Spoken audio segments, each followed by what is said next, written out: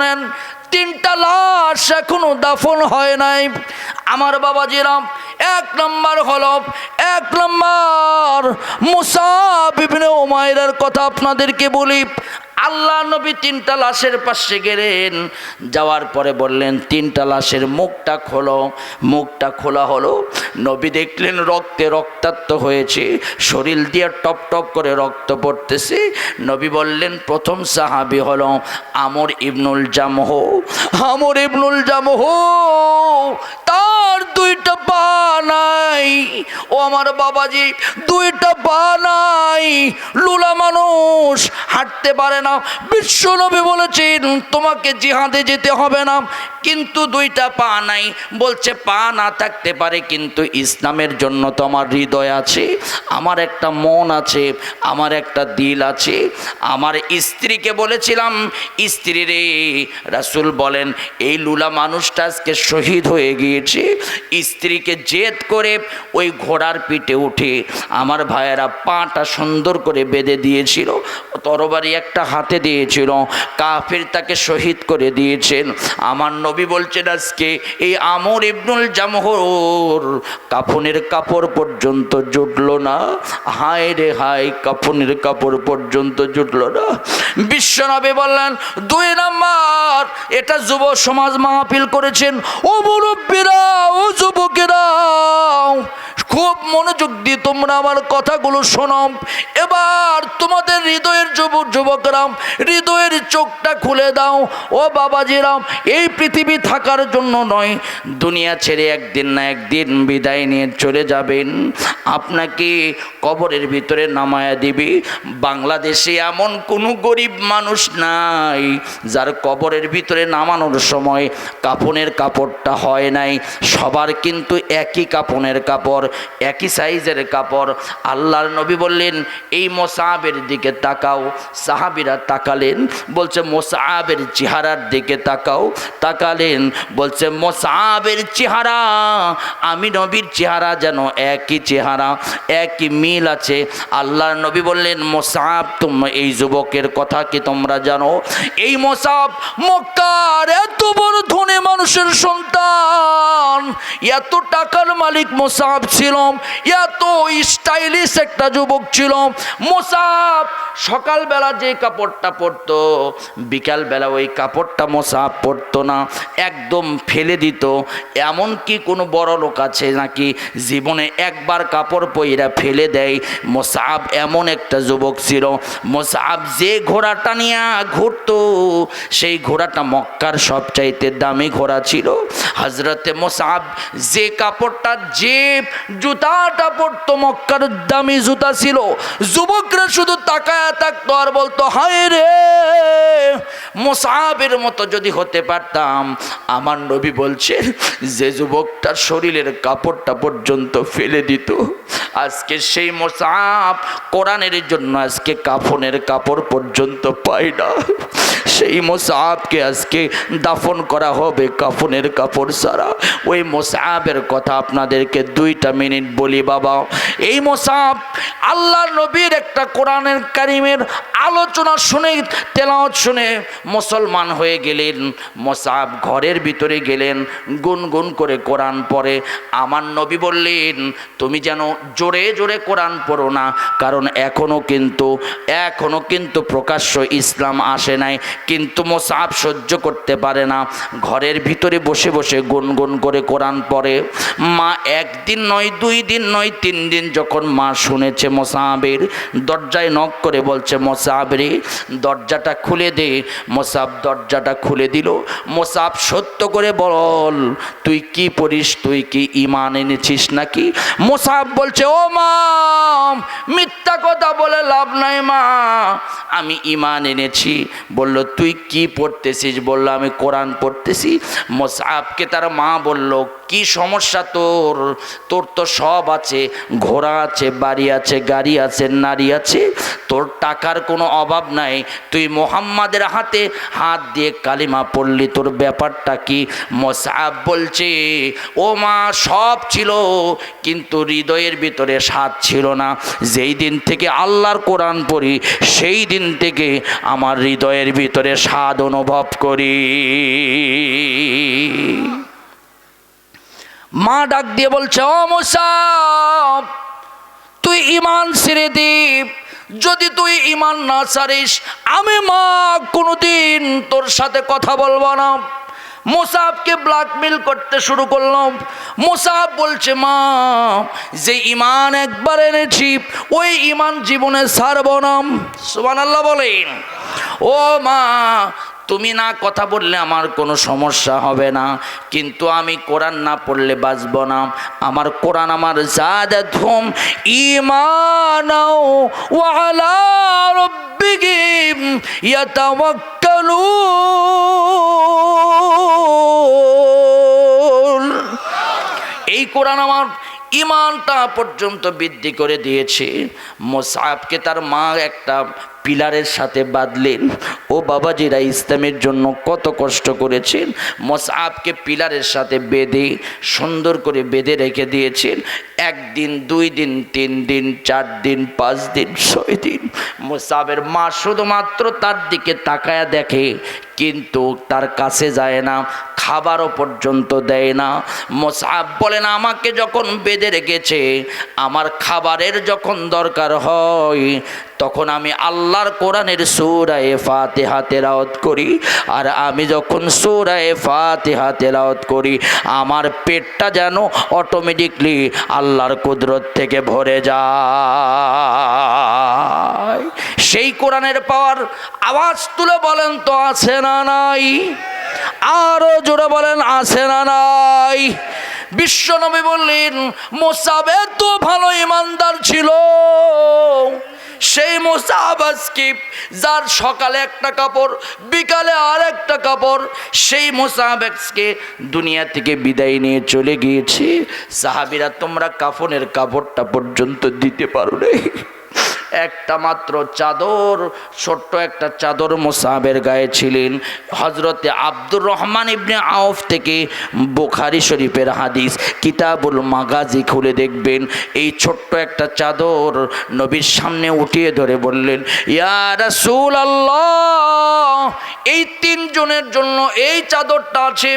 আল্লাহ নবী বললেন 3 জন, আর একজনকে বলল আব্দুল্লাহ ইবনে আমর রাদিয়াল্লাহু তাআলা আনহু। বিশ্বনবী বললেন 3 জনকে এক জায়গায় করো। এক জায়গায় করা হলো। মজার কথা আমার বাবাজিরা, এক জায়গায় করার পর, সুন্দর করে এক জায়গায় করার পর আমার বাবাজিরা, এইভাবে সুন্দর করে আল্লাহ নবী বলল, একটা চাদরের ভিতরে তাদেরকে দাফন করার ব্যবস্থা করো। নবী কাল্লাসটা নিচে দিব, কাল্লাসটা উপর দিব, আর কাল্লাসটা মাঝখানে দিব। আওয়াজ তুলে বলেন তো, এটা জানার দরকার। জোরে জোরে বলেন তো, আছে না নাই? আল্লাহ নবী বললেন, কার লাশটা উপরে দিবাম, ওই মানুষের লাশটা উপরে দাও, ওই সাহাবীর লাশ উপরে দাও যে সবচাইতে বেশি কোরআন জানে। ইয়া রাসূলুল্লাহ, কে সবচাইতে বেশি কোরআন জানে? আল্লাহ নবী বললেন, এই 3 জনের ভিতরে হযরতে মুসাব সবচাইতে বেশি কোরআন মুখস্থ। তার সারা দিন আমার মুসাব কোরআন পড়তো। জোরে বলেন সুবহানাল্লাহ। তাহলে বলেন তো, কোরআনের কারণে মানুষ দামি হয় না কম দামি হয়? জোরে বলেন, দামি না কম দামি? আজও যদি আমরা কোরআনের সাথে থাকি, আমাদের দামটা বাড়ায়া দিবেন। আওয়াজ তুলে বলেন তো, তিনি কে? কিন্তু আজকে দেখবেন কোরআনের সাথে থাকলে অনেক মানুষ মূল্যায়ন করে না। কয়ে মোল্লারা কি জানে, ওরা শুধু কোরআন খতম করবে, সকিনা খতম দেবে। কিন্তু না বাবা, না। আজও আপনি সম্মানিত হবেন বাবা, যদি আল্লাহর কোরআন যাদের জানে তাদেরকে যদি আপনি ওপরে উঠায় দেন, তাদের পক্ষে যদি রায় দেন, তাদের পক্ষে যদি সমর্থন করেন, তাদের পক্ষে যদি ভোট দেন, আপনার কোরআনওয়ালাকে যদি ওপরে উঠায় দেন, আপনাকে যিনি উপরে উঠে দিবেন, জোরে বলেন তিনি কে? এই জন্য আগামী দিন আল্লাহর পক্ষে আপনাদেরকে দাঁড়াতে হবে, সত্যের পক্ষে চাঁদাবাজদের বিরুদ্ধে আমাদেরকে কোরআনের পক্ষে দাঁড়াতে হবে। কারা কারা পারবেন দু হাত তুলে দেখা দেন। লিল্লাহে তাকবীর। দুই একজন ভাই করে উঠতেছে, আমি কি মোনাজাত দিব? আমি কি মোনাজাত দিব? কারা কারা উঠবেন দেখি হাত তোলেন দেখি। দুই একজন করে কারা কারা উঠবেন হাত তোলেন দেখি। আমার বাবাজিরা, এক মাহফিলে ওয়াজ করলাম, ওয়াজ করতে করতে আমি বলছি উঠতে হলে অনুমতি নিতে হবে। এক লোক বলতেছে হুজুর আমার 4 নাম্বার। আমি বললাম 1 বুঝি, 2 বুঝি, 3 বুঝি, 4 বুঝি না বাবা। 4 কি? বলছে হুজুর 4 নাম্বার হলো, আছে না নাই? এই দলের লোক আছে না নাই? বলছে হুজুর 4 নাম্বারটা করতে যাই। আমি বললাম ভাই আমি বুঝবো না। বলছে হুজুর বুঝবেন না। এক মাহফিলে সিগারেটের বিরুদ্ধে ওয়াজ করলাম। এক মুরব্বী দাঁড়ায় বলছে হুজুর আপনি কি জানেন আপনি আমার ছেলের বয়সে? আমি বললাম বাবা কি হয়েছে? কয় সিগারেটের বিরুদ্ধে ওয়াজ করলেন কেন? বলে সমস্যা কি বাবা? বলছে হুজুর সিগারেট খাওয়ার দোয়া আছে, তা কি আপনি জানেন? আমি বললাম কি দোয়া? বলছে আল্লাহুম্মা বারিক লানা ফিমা বিরিটানা। আছে না নাই? এরকম লোক আছে না নাই? কোরআনের নামে মিথ্যা মিথ্যা কথা বলে। ও বাবাজিরা আমার কথা শোনেন, 2টা ঘন্টা যদি কোরআনের জন্য আপনারা দিতে পারেন, আপনাদেরকে যিনি রহমত করবেন, আওয়াজ তুলে বলেন তিনি কে? আরো জোরে বলেন তিনি কে? আর মাত্র যদি 20টা মিনিট আপনাদের মাঝে কথা বলি, কারা কারা থাকবেন না হাত উঠান। কারা কারা থাকবেন হাত উঠান। লিল্লাহে তাকবীর। কই যান? দাঁড়ান, এমনি ভাঙ্গা মন সাঙ্গা করতেছি, দাঁড়ান। আমার বাবাজিরা, আমার প্রিয় ভাইয়ারাম, কষ্ট পাইলেন আমার কথায়? রাগ করলেন আমার কথায়? কোরআনের মাহফিলে কোরআনের কথা শোনার মতো মন মানসিকতা তাদের থাকবে যারা প্রকৃত ঈমানদার। আর কোরআনের কথা তাদের ভালো লাগবে না যারা হলো মুনাফিক। কথা বলেন ঠিক কিনা? ইসলামের পক্ষে তারাই থাকবে না যারা মুনাফিক। এখন এই বছর সময় এসেছে মুনাফিক চেনবার। দাড়িওয়ালা মুনাফিক আমাদের সমাজে দেখবেন সব করে, নামাজ পড়ে, রোজা রাখে, কিন্তু ইসলামের পক্ষে তারা থাকে না। ইসলামকে তারা গ্রহণ করতে চায় না। ইসলাম ক্ষমতায় আসুক, আল্লাহর কোরআন প্রতিষ্ঠিত হোক, এটা অনেকে চায়। কথা বলেন না কেন ভাই? চাই। আমাদের কোনো আপত্তি নাই। আমাদের একটাই কথা, যে দল ক্ষমতায় আসে আসুক, কিন্তু কোরআন দিয়ে সংসদ চালাতে হবে। সংসদ চলবে আল্লাহর কোরআন দিয়ে। অন্য কিছু দিয়ে সংসদ চলবে মুসলমান আর মানবে না, মানবে না, মানবে না। কথা বলেন ঠিক কি না? যা হয় হোক আমাদের দেখার বিষয় নাই, কিন্তু কোরআন চলবে। আমার ভাইয়েরা, কোরআন চলবে। আমার প্রিয় বন্ধুগণ, কোরআন চলবে সংসদে। আল্লাহর কোরআন যদি মসজিদে থাকার কারণে, মসজিদ যদি শান্তির জায়গা হয়, মাদ্রাসা যদি শান্তির জায়গা হয়, তাহলে বলেন তো কোরআন যদি সমাজে প্রতিষ্ঠিত হয়, সমাজ হবে শান্তির জায়গা। চিৎকার দিয়ে বলেন আল্লাহু আকবার। আপনারা দেখেছেন জুলাই বিপ্লবে যারা অগ্রণী ভূমিকা পালন করেছে, তাদের ভিতরে অন্যতম হলো ওসমান হাদি। এই ওসমান হাদিকে আমার ভাইয়েরা ভারতের ইশারায় আমার ভাইয়েরা গুলি করা হয়েছে, মাথার ভিতরে গুলি করেছে। এই গুলি করার কারণে একদম মাথা বরাবর গুলি করেছে। গুলি করার কারণে সে অসুস্থ অবস্থায় বাংলাদেশ থেকে সিঙ্গাপুরে নিয়ে যাওয়া হয়েছিল। এই সিঙ্গাপুর থেকে হঠাৎ করে আজকে নিউজ হলো এখন সে দুনিয়া থেকে বিদায় নিয়ে চলে গিয়েছে। ইন্না লিল্লাহি ওয়া ইন্না ইলাইহি রাজিউন। আমাদের কথা হলো যারা 16 বছর স্বৈরাচারদের হাত থেকে আমাদের এই দেশকে রক্ষা করলেন, তারা দুনিয়া থেকে বিদায় নিয়েছে।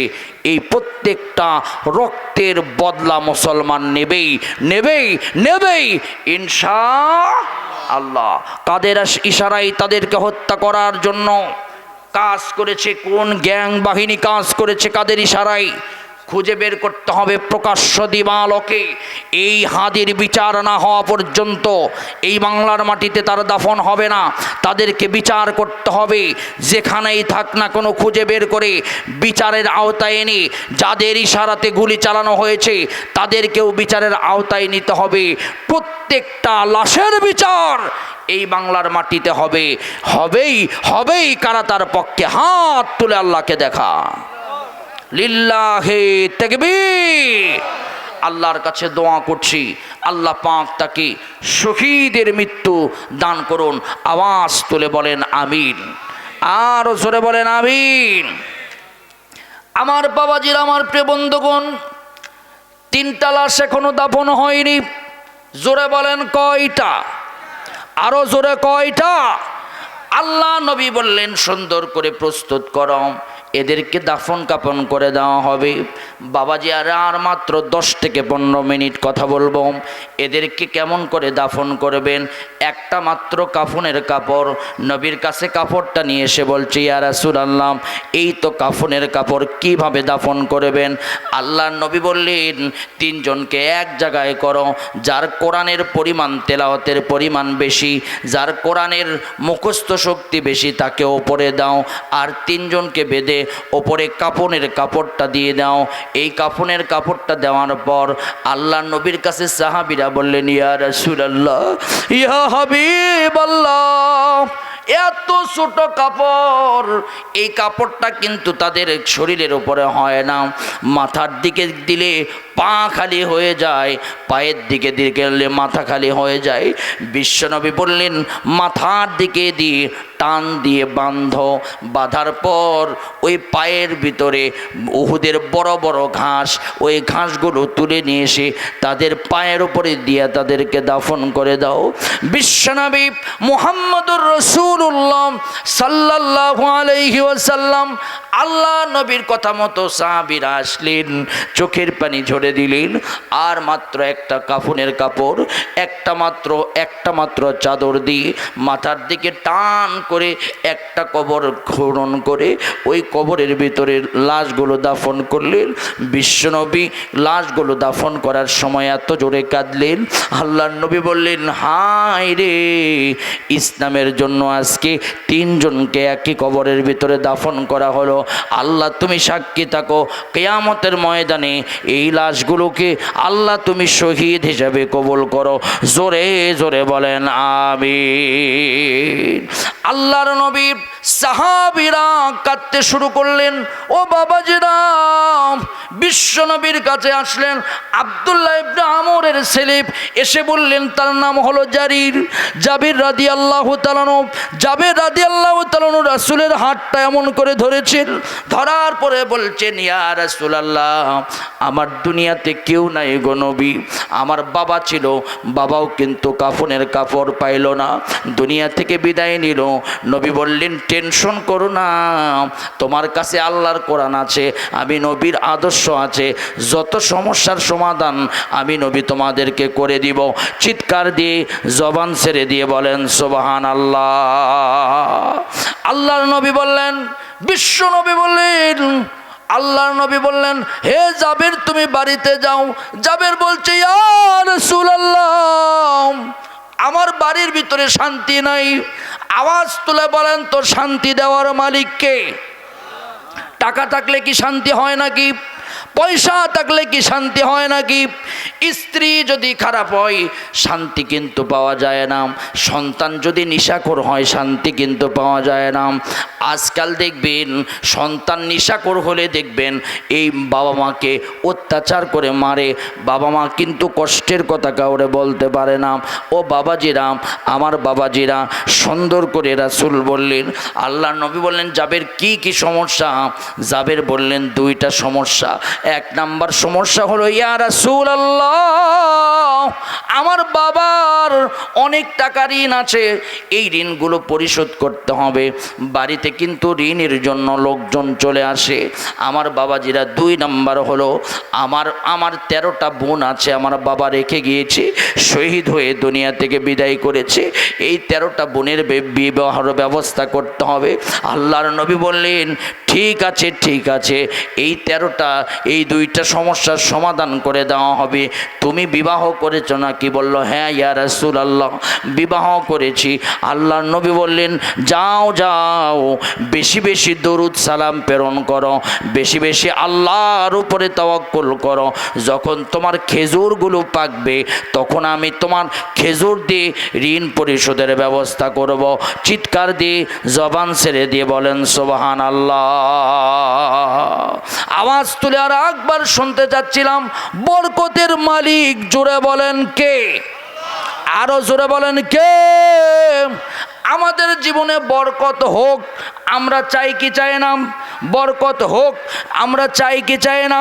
হাত তুলে বলেন বরকত হোক আল্লাহ আমরা চাই। জোরে বলেন চান?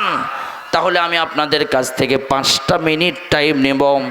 এইদিকে ভাইয়েরা ব্যস্ত হয়েছে যে একটু কালেকশন করতে হবে, অবশ্যই করতে হবে ভাই। অনেকে পোলাও নিয়ে এসে রেডি করতেছেন, অসুবিধা নাই অসুবিধা নাই, জোর করে আলোচনা শোনানোর মন মানসিকতাও নাই। তবে আলোচনাটা ফিনিশিং দিব। 3টা কাজ করলে আল্লাহ পাক জাহান্নামের আগুন হারাম করবে আর জীবনের যা সমস্যা আছে সমাধান দিয়ে দিবে।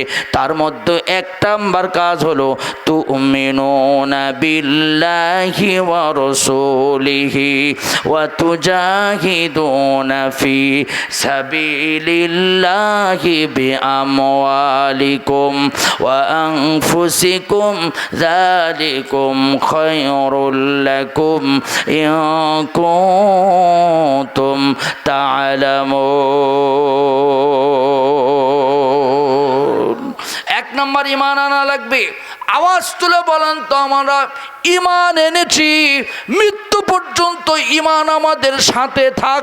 কারা কারা চান? কারা কারা চান? আল্লাহ কবুল করুন, বলেন আমিন।